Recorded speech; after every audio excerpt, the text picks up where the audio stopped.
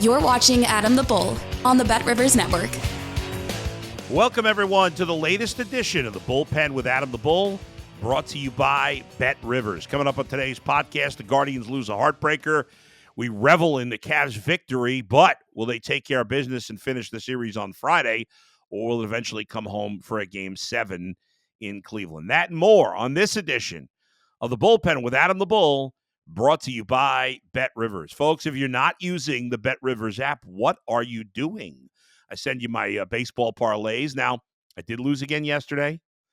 I've hit 3 of the 7 parlays. Now, you may say, well, that's under 500. That's not great, but good luck finding somebody that's hit 3 out of 7 parlays of 3 to 4 parts. All right, so I have dropped I hit 3 of my first 4, and now I've dropped 3 in a row. So we'll get back on track here. But make sure you're using, when I send you these parlays, the Bet Rivers app, because it is the best. And we give you the boost there, and it's just fantastic. And if you take advantage, eventually they will pay off, because these yesterday's was over 1,000. Now it didn't hit, but I'll get back on track. You trust me there. I will, no doubt about it. Speaking of the Bet Rivers app, and speaking of parlays, how about some NBA playoff parlay insurance? Bet Rivers offers oh-so-close parlay insurance during the NBA playoffs. Place a parlay of 4 or more legs on an NBA playoff game each day. You get part of your stake back in bonus bets if you're exactly 1 leg short of hitting your parlay. So if you do a 5-leg parlay on Game 6 of the Cavs and Magic, and you hit 4 of the 5 legs, you could be in business still. The insurance is valid on your first NBA parlay of the day. See the Bet Rivers app for more details and to see how much stake back you're eligible for. The Cavs have taken a 3-2 lead in their best-of-7 series with the Orlando Magic. The home teams have won every game in the series so far. Game number 6 of the series is Friday night at 7 p.m. In Orlando. The Magic have opened. Right now, I'm looking at the latest Bet Rivers spread on this game. And the Magic are a 3.5-point favorite to win this game after coming off the great game. And let's face it, I mean, the first 4 games of the series were awful. The Cavs with the blowouts in games 1 and 2, the Magic with the blowouts in games 3 and 4. And finally, last night, we got a great game. It was a battle back and forth. We broke it down last night with the live podcast. And I think one question that comes out of this is, how do you feel right now about Darius Garland? That's one of a couple of questions. Darius Garland played with an aggressiveness, a confidence, and an energy yesterday that we have not seen from him in a while. In fact, the first quarter was fantastic. Now, he only scored 6 points the rest of the way, but he still they were daring Darius Garland to shoot for much of this series. By the end of the game, the Magic had their best defender on him. So, obviously, they were buying that there's something different here with Darius Garland. The Magic were. And that's what led when you see the late basket, when Darius drives to the hole and does that scoop pass or the hook pass to Mobley for the dunk, and 2 defenders were on him. That shows you that even though he didn't score much after the first quarter, that they were taking him seriously as an offensive threat, not only to shoot, but to be aggressive and get to the basket, something he has done very little of this year. But they were worried about it, and that led to Evan Mobley being wide open, and the dunk, and eventually the win. So that's one story coming out of this. So I am feeling a lot better about Darius Garland. I'm not ready to go to the point of saying, oh, he's fixed and he's going to be fine. He's going to be great. I'd like to see him do it again in a road game and help the Cavs, wrap up the series and not have to come back for a Sunday game in Cleveland. So I'd like to see that. I'd like to see more consistency. But for one game, it was exciting to see. We haven't seen that Darius Garland much at all. Another storyline out of this game, talked yesterday about Marcus Morris and his performance, and the fact that George Niang did not play at all. And I think that's a done deal. Now, the switch up probably should have said, and my man Mikey McNugget saying he thought it should have happened earlier in the series, and it's probably right, but better late than never. I think Morris is clearly in the rotation. Cavs went with 9 guys yesterday.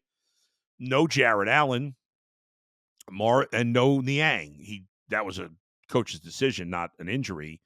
But I think for now, Morris definitely has Niang's role in the rotation, and Tristan is kind of filling in for Jared Allen.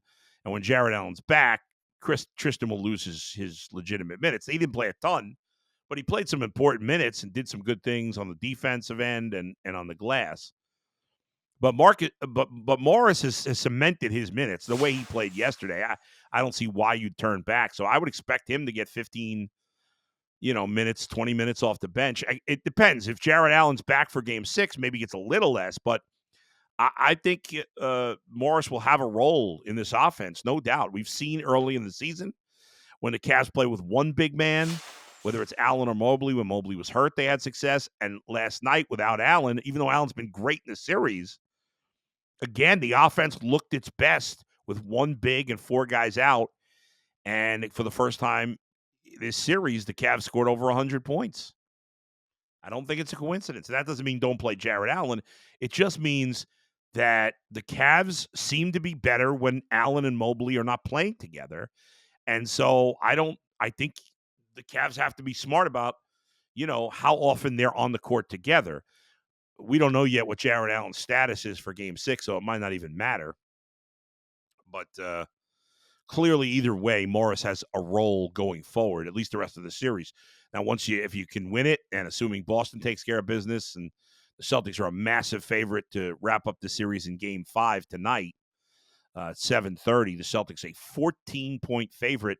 They are minus 1,000 on the money line.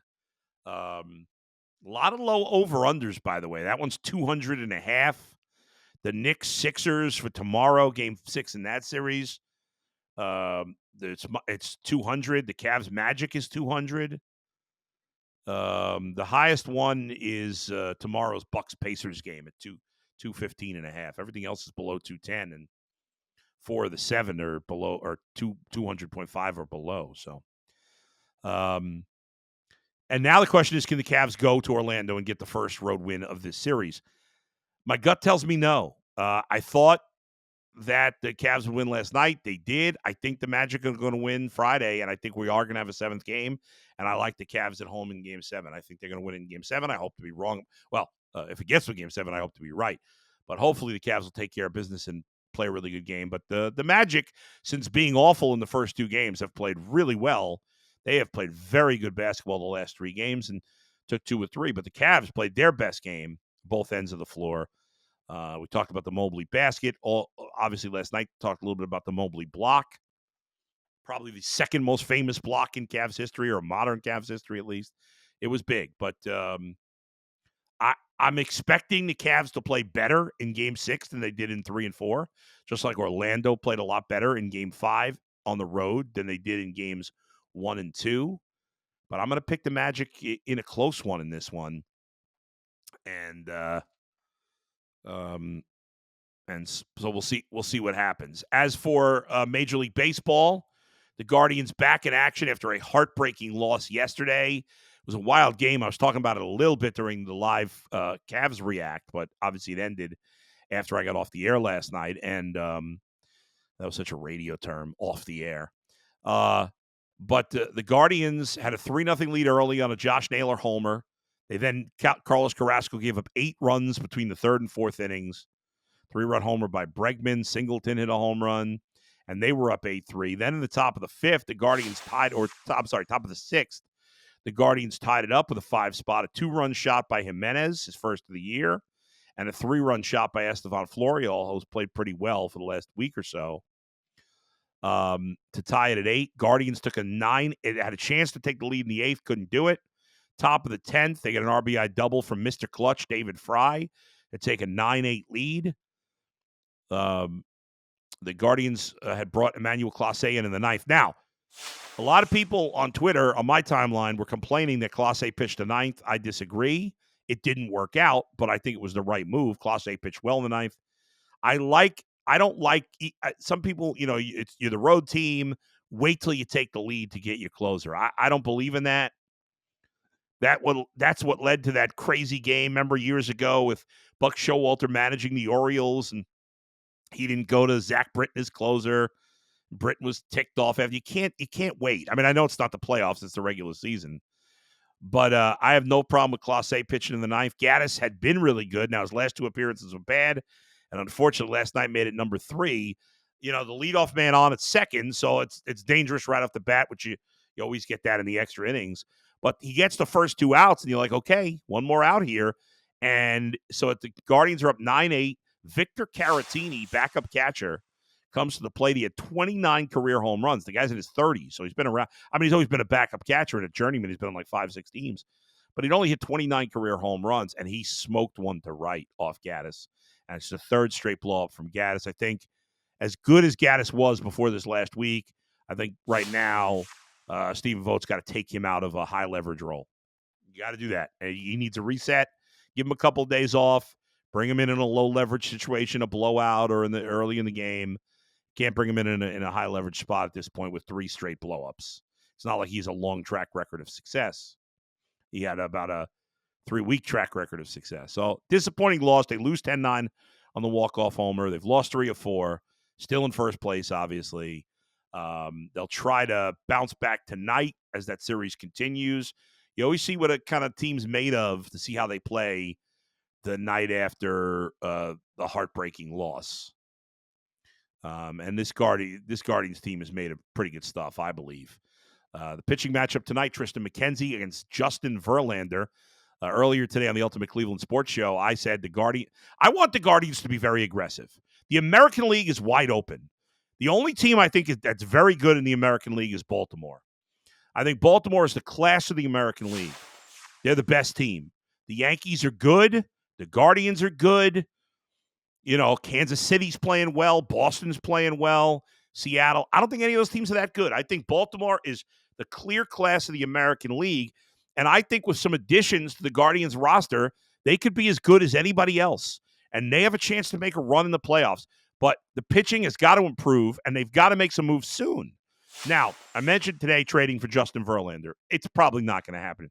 I think Verlander, if the Astros stink, will get traded, but they're not giving up this early, even though they're 10-19. They're only 6.5 games out of first place in their division and 6.5 games out of the wild card. They're not giving up. They're a team that could bounce back. However, if they are out of it at some point, Verlander's going to be available. Now, it's probably going to be another team and not the Guardians to trade for him because he's got a big vesting option if he throws 140 innings this year.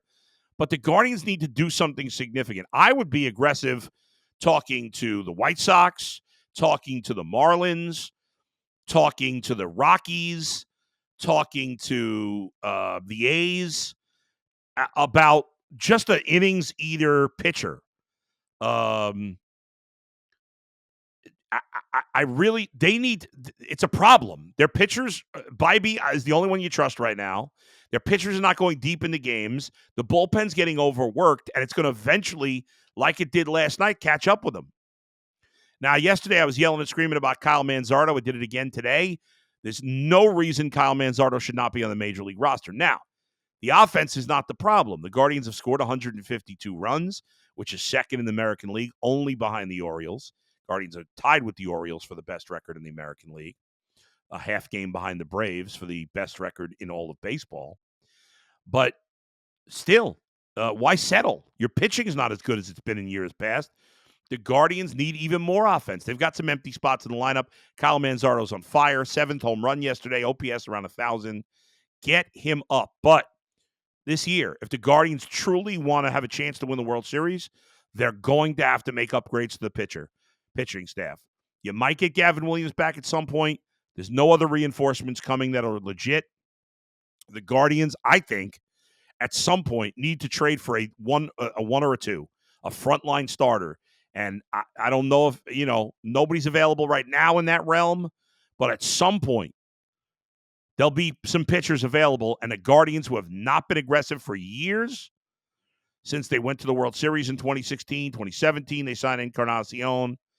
They have not traded for a big pitcher in a decade.